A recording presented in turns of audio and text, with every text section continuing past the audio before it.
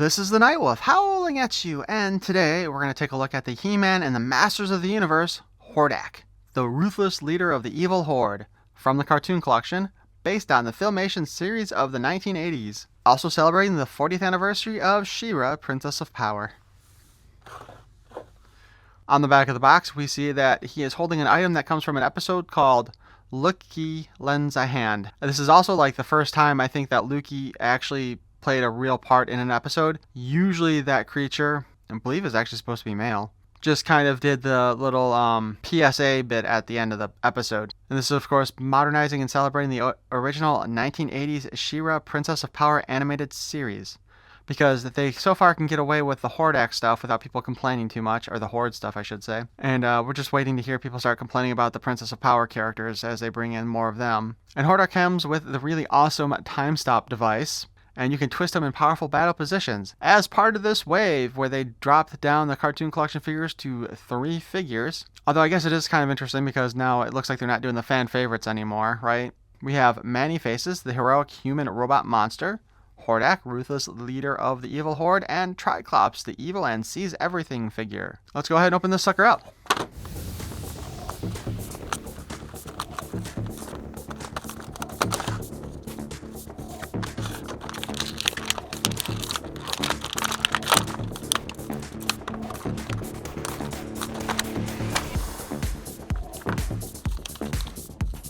We have his little information card that shows us the different parts that come off of him.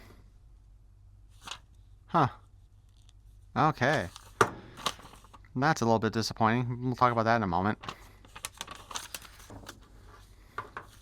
We have the comic book, which is the part 2 of the Horde invasion, titled The Slime Lord, using the art style that I'm not fond of. So when you open it up, it's a continuation of our previous story, and if you want to hear me actually read this all out to you, which I don't know why you would torture yourself that way, but I did do it in my Triclops cartoon collection video. But we do see that the Horde is attacking Etheria, and it explains how Hordak was removed from the dimension of Despondos, rescued by the Dark Lords, where he goes back to the homeworld of Horde Prime, which also makes a little sense, since, you know, Horde Prime was actually a character in the She-Ra cartoon series. Oh, I should say, it was the Overseers, which are not actually apparently part of the Horde world, that had actually helped him escape. His design here is actually also different than it was on the toy, because he's got these giant shoulder pauldrons and a huge cape.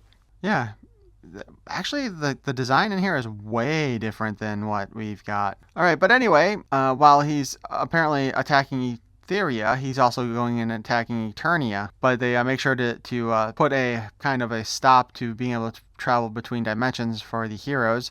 So the Etherians can't help the Eternians, and the Eternians can't help the Etherians. But he's attacking Eternia using other means than his main forces, apparently, as he's been caught by Slime, which apparently is alive, and attacking Triclops here. But the slime brings, now that I think about it, the slime brings him to the slime pit, so another set of slime can be slimed on Slimeheim, and slimed and slimed and slimed. So seriously, Triclops is carried by slime creatures to Hordak in a slime pit, so he can be slimed and taken control of. We also see the Horde Wraiths, which made their first appearance in the 2000X cartoon, so I'm kind of hoping we do see those actually in this cartoon collection. I think that'd be great. The Horde Wraiths were actually kind of cool looking, even though they had no legs. And what we see here is the Masters are actually getting prepared in order to guard and protect Castle Grayskull. Interestingly enough, though, Teela is holding the Castle Grayskull mace, and Manny Faces is holding like the axe. So they are using some of the alternate weapons. So while I'm not a big fan of the art style here, especially when it comes to the faces of a lot of these characters, I'm glad that the artist is going ahead and giving us little Easter eggs. Yeah, looks like Man-at-Arms is actually holding the rifle too. But little did they know that the Masters are not in the position that they need to be in order to stop Hordak, because Hordak is actually going after Snake Mountain instead to get some vengeance on Skeletor first and take over Snake Mountain. And as I mentioned in my Triclops video, like we got kind of a sexy look in there Shadow Weaver. On the back we see the 3 figures again, the Manny Faces, the heroic human monster robot, the Hordak, the evil, ruthless leader of the Horde, and of course Triclops, the sees everything because he's evil, and don't worry about Triclops' X-ray vision, just because he's looking at you naked all the time. So, this is the time stop device. It is cheap and stupid looking and very hollow. I would rather have gotten a 20-sided die than get this. I imagine the conversation went something like this. So what ideas do we have to put with the cartoon collection Hordak? Well, sir, you know what? In almost every episode, you see Hordak using his arm blaster. And while we did do an arm blaster for our comic convention exclusive version, it didn't really look like the one from the cartoon. So I think this would be a great opportunity to give the fans what they want and give them a proper arm blaster. That sounds like a great idea. Any other ideas? Yeah, you see, in this one episode, they had this item called the time device that's just basically an angled block, like a rectangular or something like that. And, well, I think that would be a great item because it would actually be cheaper to produce than an actual extra arm. And I think we should go with that. That's my idea at any rate. Did you say it was cheaper? All right, let's go with it. We will go with the stupid little thing that does nothing. And screw the fans. They don't really want the arm cannon, I'm sure. This is not going in my display. This is just freaking garbage. But let's go ahead and take a look at Hordak, shall we? So what I was kind of hinting at before when I said we'll talk about it later. Hordak's headdress is actually attached to the armor this time. In the Origins line, it was actually attached to his head, making it one-piece head sculpt. While Hordak's head, though, at least is a separate piece, and it's actually a pretty nice head sculpt, to be honest. I still think the one that came with the Ninja Turtles line, or the Turtles of Grayskull, is probably the best Hordak head sculpt that they've given us thus far. This one actually does look better than the Origins head sculpt, too. But because of the way that armor is designed, while you can kind of spin his head around, you can't go all the way around. I guess we could force it if we really wanted to try. Yeah, there we go. We can force it around. He can look down, and he can kind of look up. Again, we're getting a lot of interference with that sculpt. I don't know. I think I like it better when it's a separate piece myself. He does have 2 of these plain Horde armbands, which is fine. You know, Filmation used to try to make the characters as, I don't know what the word is. What is the, symmetrical. They tried to make them as symmetrical as possible so they could just flip the animation when they needed to have stuff go in opposite directions. Which is why you kind of sometimes saw Trapjaw's arm cannon on the wrong side, you know? And why characters like Jitsu didn't really play big roles in the show. Anyway, his arms hinge up and down. Standard for the cartoon collection. We can spin it all around. We have the single joint at the elbow.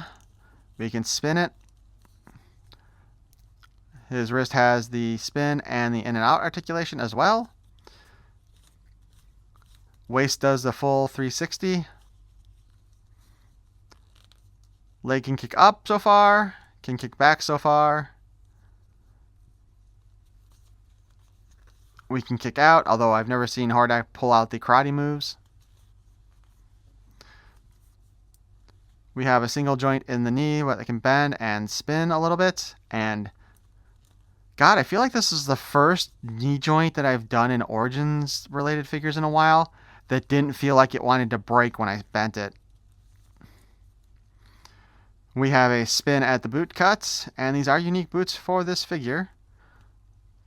We can hinge the foot up and down and spin it, and he's got even more awful looking duck feet than he had previously.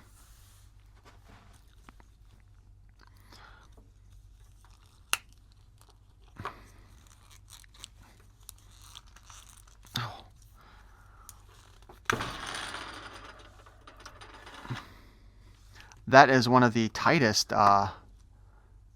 waists that I've had. So his armor comes off. As I mentioned, the headdress is part of the armor. That's probably my only real complaint on this one. I just don't like the way that one turned out. Though the armor is also kind of unique in that it does have more stylized sort of hook up there on the side with the bones and, you know, lines. So I kind of appreciate that design change. I just wish that they'd separated the headpiece.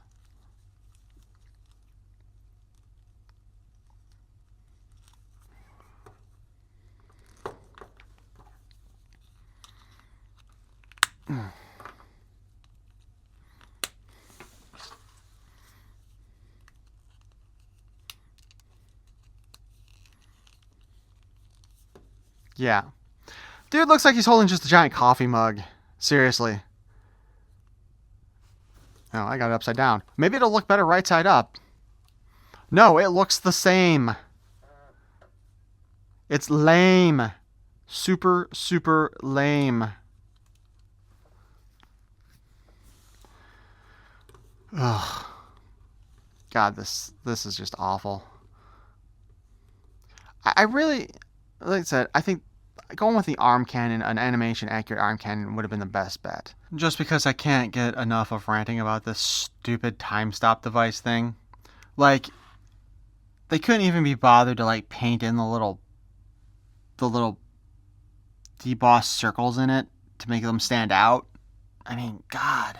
Seriously, you're giving us this piece of crap. You could have at least put some more effort in the deco on it. And in all truth, if they wanted to go with this, again, they went cheap, right, with that handle. They could have made it so that his hand inserted into it so it looked a little bit better. Because, again, it just looks like a giant beer mug or coffee mug. Like, and if you look at the image on the back of the box, it looks like he's holding it from the bottom. So, again, you should have designed it so that he could have held it that way if that's how it's supposed to be. Just, ugh. What were you thinking? You know what else I kind of want to see, though? I want them to do Horde rocket version. You know, when you watch the show and he would, multiple occasions, he's kind of like turned and skinny down and turned into a rocket and launched off like a missile. That would be kind of a cool figure. All right. It wouldn't be a cool figure, but it would be a cool accessory to have with him.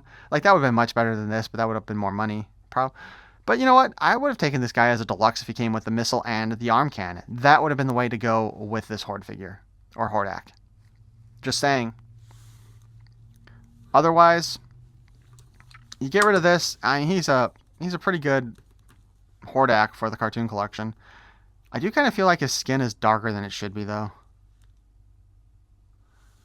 But let me know what you think about this guy in the comments below. That's what they're for. If you enjoyed this content, please feel free to subscribe. I know I ranted on this one a bit. And if you think the time stop device here is an absolute piece of crap that they shouldn't have given us in the first place, smash that like button. One like means you suck, Mattel, at creating accessories. Thanks for watching. Peace and love.